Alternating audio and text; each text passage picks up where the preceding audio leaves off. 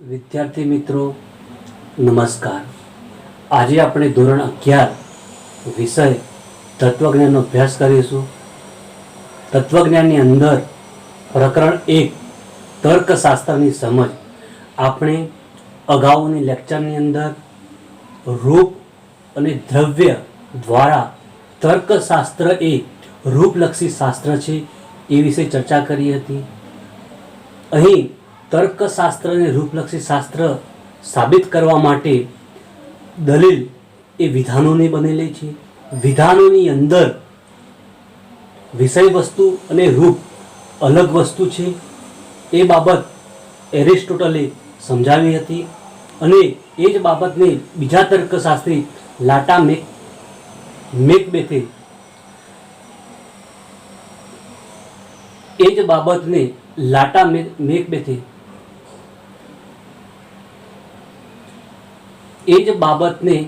લાટા મેકબેથે સમજાવી હતી।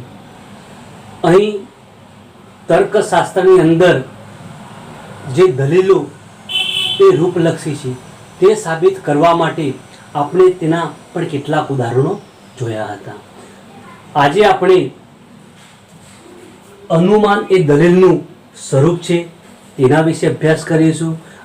પરીક્ષાની અંદર તમારે અહીં એમ પ્રશ્ન પૂછાય કે અનુમાન અને દલીલનું સ્વરૂપ સમજાવો અથવા આધાર વિધાન અને ફલિત વિધાન ઉદાહરણ સહિત સમજાવો। તો અહીં આપણે અનુમાન એ દલીલનું સ્વરૂપ છે તેના વિશે ચર્ચા કરીએ। તો અહીં સૌપ્રથમ અનુમાન અને દલીલનું સ્વરૂપ। તો સૌપ્રથમ અનુમાન એટલે કે એક વિચાર પરથી બીજા વિચાર પર જવાની માનસિક પ્રક્રિયાને અનુમાન કહેવામાં આવે છે। આ જ અનુમાનને ભાષા દ્વારા, વાણી દ્વારા કે લેખન દ્વારા જો રજૂ કરવામાં આવે તો દલીલ બને છે। અહીં દલીલની અંદર એક ફલિત વિધાન ને એક કરતાં વધુ આધાર વિધાનો હોય છે। અહીં આપણે એક દલીલનું ઉદાહરણ જોઈએ। એ દલીલનું ઉદાહરણ આપવામાં આવ્યું છે। આ દલીલની અંદર 3 વિધાનો આપવામાં આવેલા છે। પ્રથમ, સર્વ વૈજ્ઞાનિકો કુશાગ્ર બુદ્ધિ ધરાવે છે, તે આધાર વિધાન છે। સ્ટીફન હોકિંગ વૈજ્ઞાનિક છે, તે આધાર વિધાન છે, માટે સ્ટીફન હોકિંગ કુશાગ્ર બુદ્ધિ ધરાવે છે, એ ફલિત વિધાન છે। તો આપેલ દલીલની અંદર 2 આધાર વિધાન છે અને ત્રીજું ફલિત વિધાન છે। કોઈ પણ દલીલની અંદર એક કરતાં વધુ આધાર વિધાનો હોય છે અને એક ફલિત વિધાન હોય છે। તો અહીં આપણે આધાર વિધાન એટલે શું, ફલિત વિધાન એટલે શું, આધાર વિધાનના નિર્દેશકો એટલે શું અને ફલિત વિધાનના નિદર્શકો એટલે શું તેના વિશે સમજૂતી મેળવીએ। તો સૌપ્રથમ આપણે જોઈએ આધાર વિધાન એટલે દલીલમાં આવતા વિધાનોના સમૂહમાંના જે વિધાન કે વિધાનોમાંથી ફલિત વિધાનને ફલિત થતું દર્શાવવામાં આવ્યું હોય તે વિધાન કે વિધાનોને આધાર વિધાન કે આધાર વિધાનો કહેવામાં આવે છે। આપણે અહીં દલીલની અંદર પ્રથમ અને બીજું વિધાન એ આધાર વિધાન છે। હવે આપણે ફલિત વિધાન।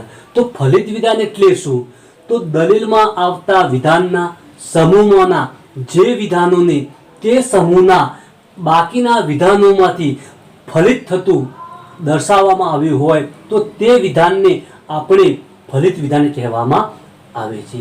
તો અહીં આપણે જોઈએ સ્ટીફન હોકિંગ કુશાગ્ર બુદ્ધિ ધરાવે છે। તો આપેલા 2 વિધાનોમાંથી અહીં ફલિત વિધાન ફલિત થાય છે, તેથી તેને ફલિત વિધાન કહેવામાં આવે છે।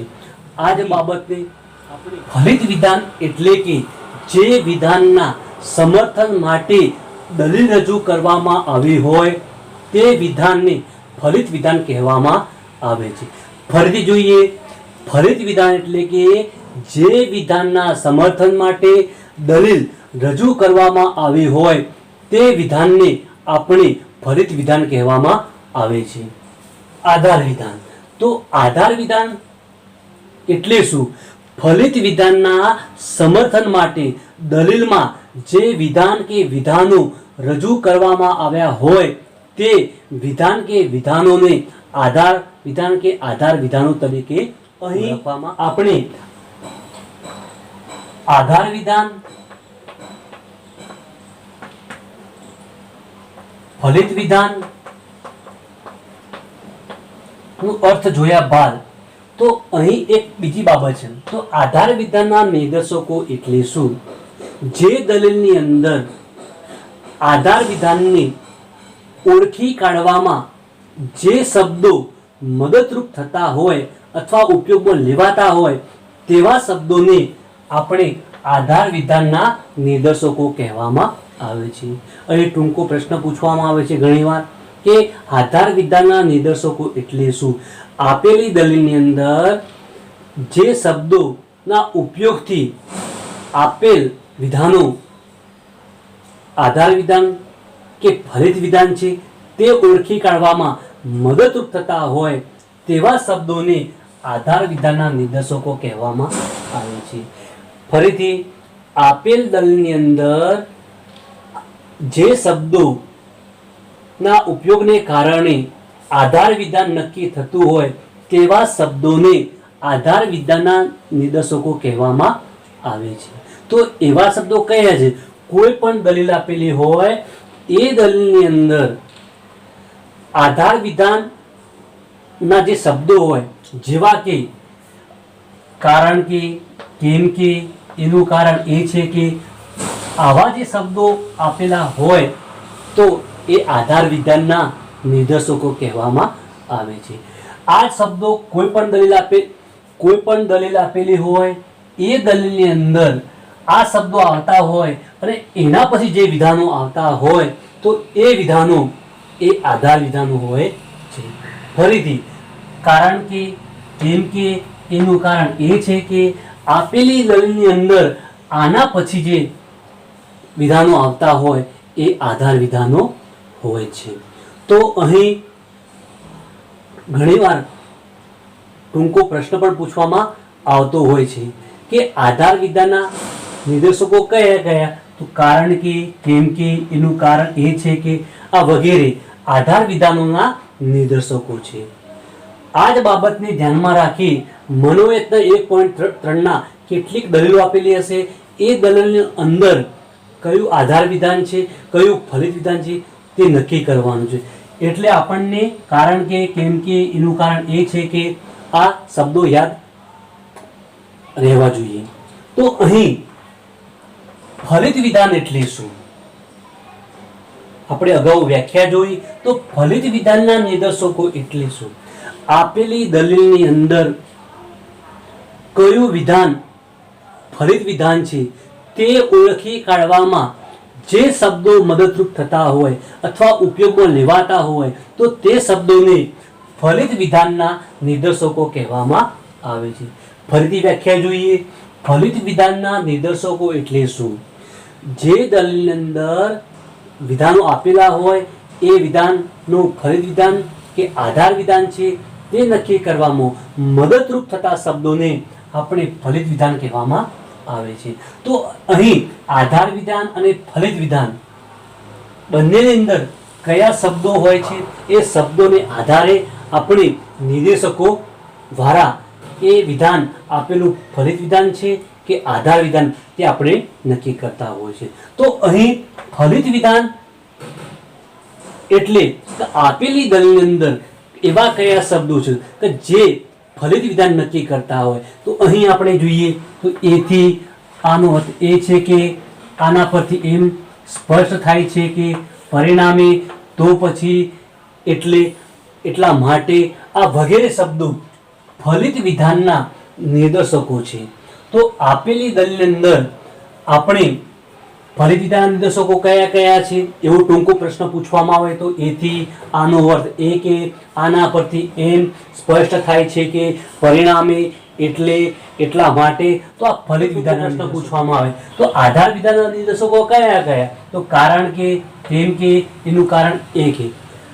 બીજો ટૂંકો પ્રશ્ન આ જ બાબતની આપણે કોઈ પણ દલીલ આપેલી હોય એ દલીલની અંદર કયું આધાર વિધાન છે, કયું ફલિત વિધાન છે તે નક્કી કરવા માટે આપણે સૌપ્રથમ આ શબ્દનો ઉપયોગ કરવો જોઈએ. તો અહીં આપેલા આ ફલિત વિધાનના નિર્દેશકો છે, અહીં આપેલા જે આધાર વિધાનના શબ્દો છે. તો અહીં આપણે આ જ બાબતને સમજવા માટે આપણે કેટલાક ઉદાહરણો આપેલ દલીલની અંદર કયું આધાર વિધાન છે અને કયું ફલિત વિધાન છે.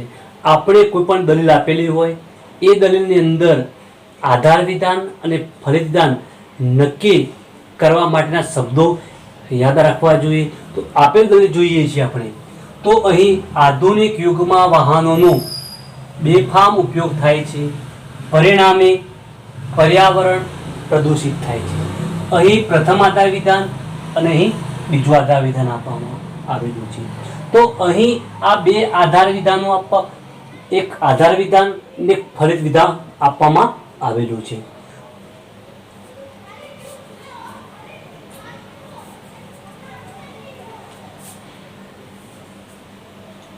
અહીં આપેલ દલીલની અંદર કયું આધાર વિધાન છે અને કયું ફલિત વિધાન છે.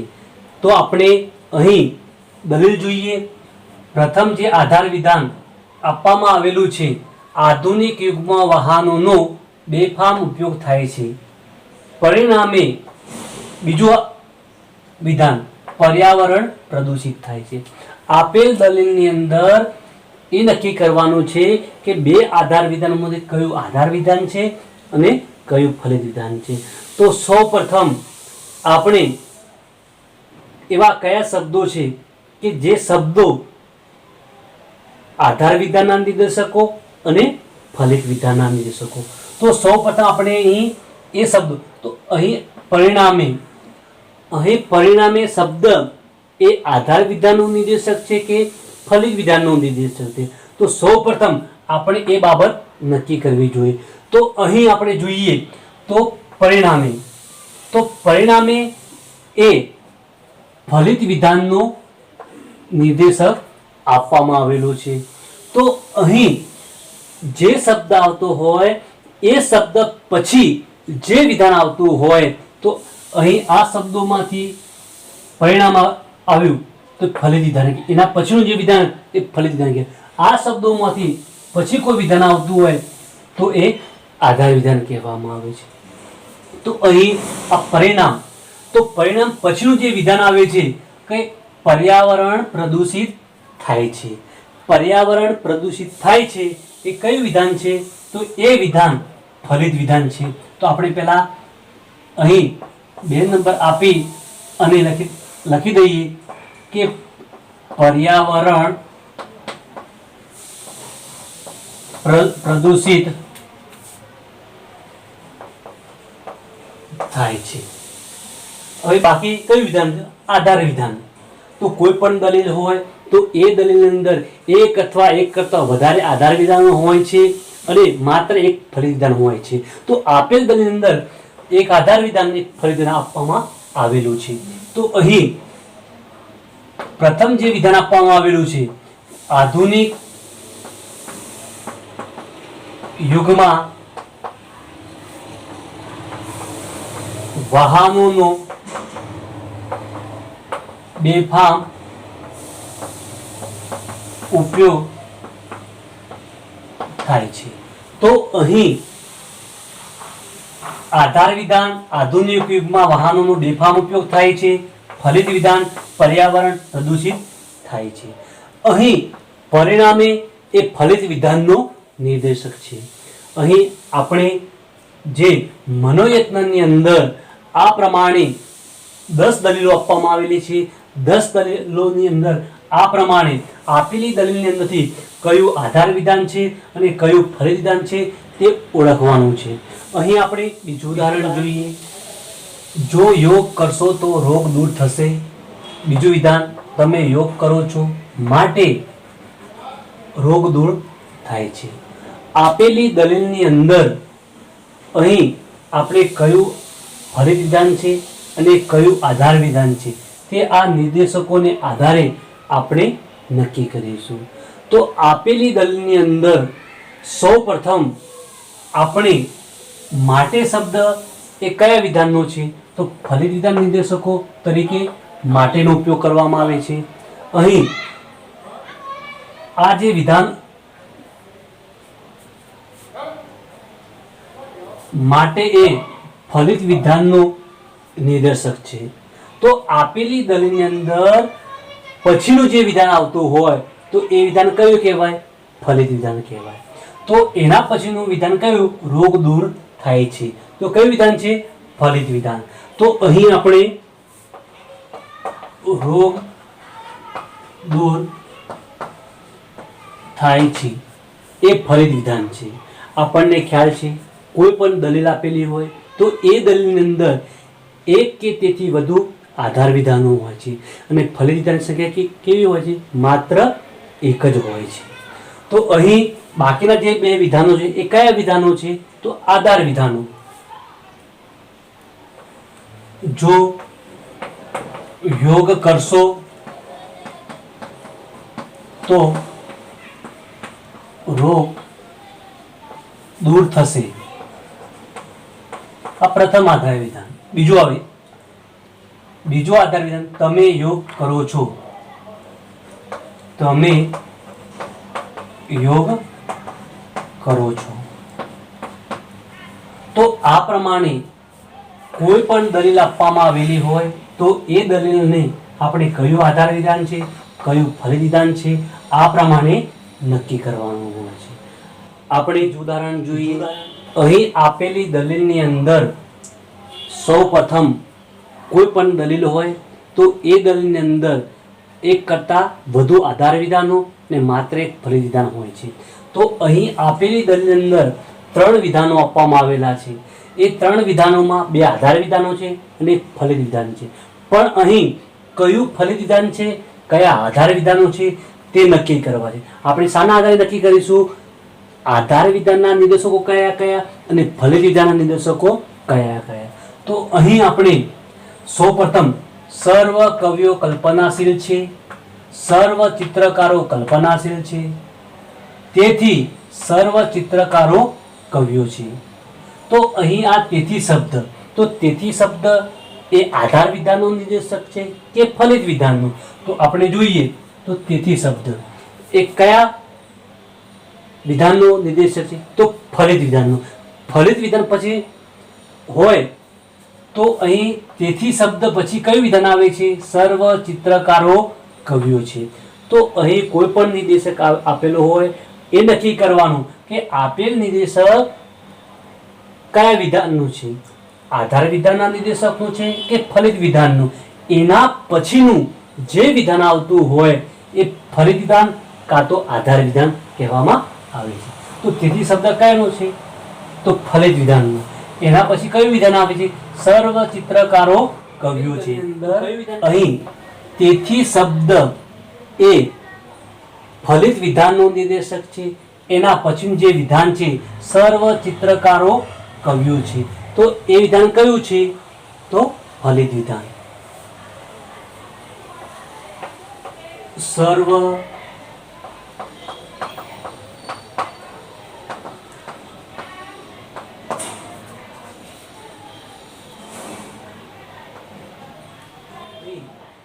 બાકીના જે બે વિધાનો સર્વ કવિઓ કલ્પનાશીલ છે એ પ્રથમ આધાર વિધાન. બીજું આધાર વિધાન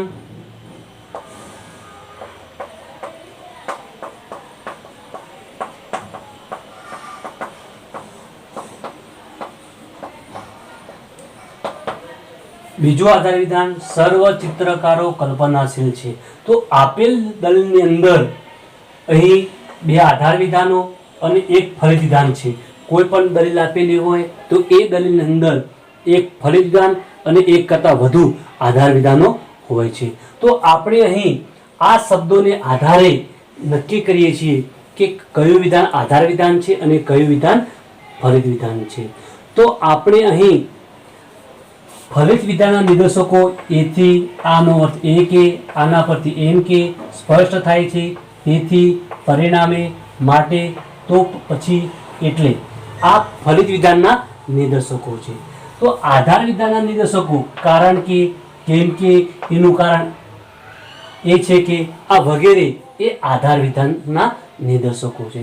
હવે આપણે મનોયત્નની અંદર જે 4 થી 10 જે બાકીના જે ઉદાહરણો આપવામાં આવેલા છે એ તમારે જાતે પ્રયત્ન આ પ્રમાણે કરી અને નોટબુક્સમાં લખવાના છે. અહીં પ્રકરણ 1 પૂરું થશે એટલે હું તમને PDF ફાઇલ પ્રકરણ 1ની તમામ પ્રશ્નો જે પ્રમાણે મુદ્દાવાહી ચાલે છે એ પ્રમાણે અને મનોયત્ન લખવા આપીશ. એ PDF ફાઇલ પ્રકરણ પૂરું થશે એટલે હું જે ગ્રુપ ચાલે છે 11 બનું એ 11 બનના ગ્રુપમાં હું મોકલાવીશ. પછી એ પ્રમાણે તમારે અભ્યાસ કરવાનો છે. અભ્યાસ કર્યા બાદ નોટ્સબુકમાં લખવાનું છે. તો અહીં બાકીના જે મનોયત્ન જે ઉદાહરણો આપવામાં આવેલા છે 4 થી 10 એ તમારે જાતે પ્રયત્ન કરવાના છે. તો આપણે મનોયત્નની અંદર પ્રશ્ન 1 ની અંદર આપેલ દલીલની અંદર આધાર વિધાન કયું છે અને કયું ફલિત વિધાન છે તે નક્કી કરવાનો પ્રશ્ન હતો. હવે આપણે પ્રશ્ન નંબર 2 નો અભ્યાસ કરીએ. પ્રશ્ન 2 ની અંદર 10 ટૂંકા પ્રશ્નો આપવામાં આવેલા છે. તો અહીં આપણે જોઈએ અનુમાનની શાબ્દિક રજૂઆતને શું કહે છે.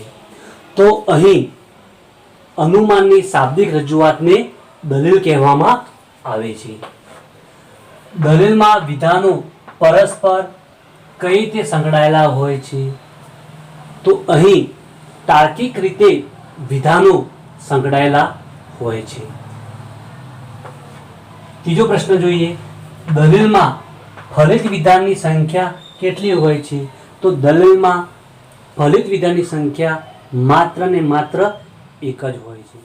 ચોથો પ્રશ્ન જોઈએ દલીલમાં કથનના સમર્થન માટે રજૂ કરવામાં આવતા વિધાનને શું કહે છે. તો આધાર વિધાન. પાંચમો પ્રશ્ન જોઈએ દલીલ શાની બનેલી હોય છે. પાંચમો પ્રશ્ન દલીલ શાની બનેલી હોય છે.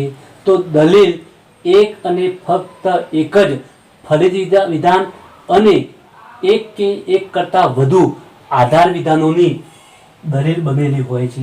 આપણે દલીલની વ્યાખ્યા જોઈ હતી. દલીલ એક એવો સમૂહ છે કે જેમાં એક કરતાં વધુ આધાર વિધાનો હોય અને માત્ર એક જ ફલિત વિધાન હોય તેને દલીલ કહેવામાં આવે છે. કેમ કે, કારણ કે આ જે શબ્દો આપવામાં આવેલા છે એના પછી જે વિધાન રજૂ થતું હોય તો એ વિધાનને આપણે શું કહેવામાં આવે છે. તો આધાર વિધાન કહેવામાં આવે છે. પ્રશ્ન નંબર 6 ની અંદર કેમ કે, કારણ કે આ શબ્દો આપવામાં આવેલા હોય કોઈ પણ દલીલની એના પછીનું જે વિધાન આવતું હોય તો એ વિધાન એ આધાર વિધાન છે. અહીં આપણે એથી, તેથી, એટલા માટે શબ્દ સમૂહ પછી રજૂ થતા વિધાનને શું કહેવામાં આવે છે. આપણે કેટલાક ઉદાહરણો અભ્યાસ કર્યો તો એમાં આધાર વિધાનના નિર્દેશકો કયા, ફલિત વિધાનના નિર્દેશકો કયા. તો અહીં એથી, તેથી, એટલા માટે તો આ જે શબ્દો છે એ શબ્દો ફલિત વિધાનના નિર્દેશો એના પછી જે વિધાન રજૂ થતું હોય તો એને આપણે કયું વિધાન કહેવામાં આવે છે. ફલિત વિધાન કહેવામાં આવે છે. તો અહીં 7મા પ્રશ્નનો જવાબ શું આવશે. ફલિત વિધાન. 8મો પ્રશ્ન જોઈએ સમર્થન કે પુરાવા સાથેનું કથન એટલે શું. સમર્થન કે પુરાવા સાથેનું કથન એટલે શું. તો ફલિત વિધાન. પ્રશ્ન નંબર 9 દલીલના આવશ્યક અંગો કેટલા છે અને કયા કયા. દલીલના આવશ્યક અંગો કેટલા. તો 2. એક આધાર વિધાન અને બીજું ફલિત વિધાન. દલીલમાં આધાર વિધાનની સંખ્યા કેટલી હોય છે. આધાર વિધાનની સંખ્યા કેટલી હોય. 1 કે 1 થી વધારે હોય છે. જ્યારે ફલિત વિધાનની સંખ્યા કેટલી હોય. માત્ર ને માત્ર 1 જ હોય છે. અહીં આપણે અનુમાન અને દલીલના સ્વરૂપનો અભ્યાસ કર્યો. એની અંદર મનોયત્નની અંદર 2 પ્રશ્નો. પ્રથમ પ્રશ્નની અંદર આપેલ દલીલના આધારે કયું આધાર વિધાન છે, કયું ફલિત વિધાન છે તે ઓળખી કાઢવા માટેના કેટલાક ઉદાહરણો જોયા. એના પછી પ્રશ્ન નંબર 2 ની અંદર અહીં 10 ટૂંકા પ્રશ્નો આપવામાં આપણે આવેલા. આવતા લેક્ચરની અંદર નિગમનલક્ષી દલીલો અને વ્યાપ્તિલક્ષી દલીલોનો અભ્યાસ કરીશું.